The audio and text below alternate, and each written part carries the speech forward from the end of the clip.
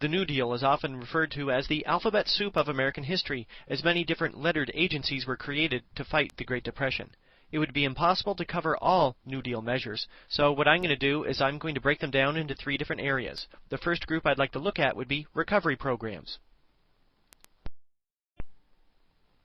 The first of the three R's includes the so-called recovery measures. The goal of these programs was to bring about the economic recovery of the nation.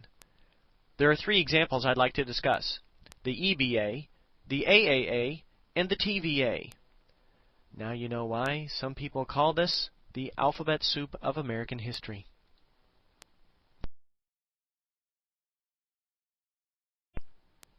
The EBA, or the Emergency Bank Act, dealt with some of the problems associated with the banking industry in the United States. By early 1933, people had lost faith in the banking system, and they began to hoard their money, which hurt the money supply overall. In the years following the stock market crash, several banks closed their doors. By 1933, over 5,000 banks had folded. If people had money in those banks, they lost it. The Emergency Bank Act was the New Deal's response to the problems with the banking industry. First of all banks were required to take a 4-day holiday. Secondly, banks were inspected to ensure they were embarking in sound business practices. Weak banks were restructured, but healthy and strong banks were reopened right away. This was an important piece of legislation because it restored people's faith in the banking system, as shown by the number of deposits, rather than withdrawals, after the reopening of those banks. Farmers sought help as well. This photograph shows a series of farmers in 1933 marching on the Capitol in Minnesota. The Agricultural Adjustment Act was the cornerstone of the New Deal's program to help farmers. This had a few main points. First of all, farmers were paid to cut back on their production of certain crops. Secondly, the government bought excess products and kept them in reserve. This was designed to try to bring the price of farm products up so farmers could make a profit. Remember that McNary-Haugen bill that I discussed in the lecture over the 1920s? It was clear that the Agricultural Adjustment Act was influenced by this piece of legislation. However, this time, the president wasn't going to veto it. The Agricultural Adjustment Act did help to provide some economic recovery for farmers. However, it tended to benefit large landowners rather than individual sharecroppers who were working on the land. The last recovery measure I'd like to discuss would be the Tennessee Valley Authority. Now, the TVA involved the construction of a series of dams in different parts of the impoverished Tennessee Valley.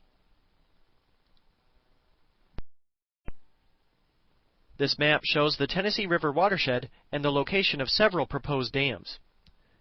This construction project would employ thousands, but that wasn't the only justification for the legislation. Another justification for the bill included a desire to control the periodic flooding which plagued people in the Tennessee Valley. Finally, many in the Tennessee Valley didn't have access to electric power because it was so expensive. This would bring cheap electricity to people who previously had none. The second R of the New Deal involves relief measures. Relief programs were designed to provide direct economic relief to the American people, but one of the goals of the New Deal was to provide people with jobs rather than direct handouts. Some good examples of relief measures would include the WPA and the CCC.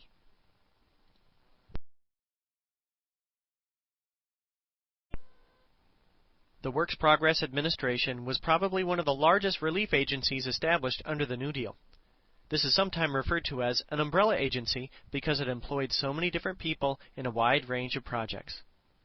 Over 120,000 buildings were constructed, whether they be schools, hospitals, post offices, public buildings, or other areas.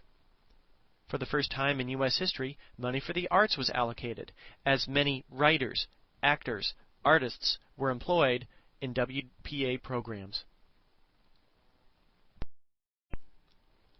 On the left, we see a poster for a play which was produced using WPA funds. On the right, we see a painting by William Gropper. This was also a WPA project. Another New Deal agency that provided relief in the form of jobs was the Civilian Conservation Corps.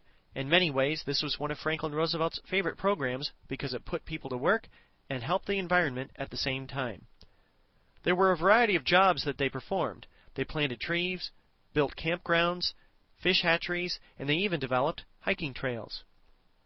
The hours were long, the work was hard, and the pay was about $35 a month, but at least people had 3 square meals and a roof over their head. Many supported these New Deal programs. However, Roosevelt still faced challengers. I'd like to talk about 2 next. Francis Townsend was a doctor from California who had his plan to end the Great Depression. It focused on an old age pension plan. Here's how it worked. All retirees over the age of 60 would receive a check from the government of $200 a month. The money had to be spent within 30 days. He argued that this increased spending would stimulate the economy, and if people over the age of 60 retired, it would open up new jobs for younger workers. There was only one catch. It would have bankrupted the nation very quickly. Huey Long was from Louisiana, and he had his plan to end the Great Depression. The name of it was Share Our Wealth, and it was designed to address the gap between the very rich and poor in the United States. First of all, he wanted to limit all annual incomes to $1 million a year. He also wanted to limit personal fortunes to $5 million a year. What would he do with the money? Well, he would guarantee all American families a homestead of $5,000 and an annual income of $2,500.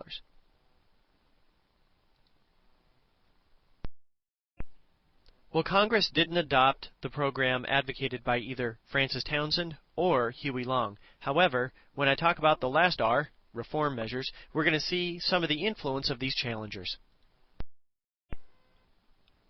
Probably the most radical measures included in the New Deal were reform programs. These were designed to reform the system to avoid another Great Depression in the future. Some examples include the SEC, FDIC, and the SSA.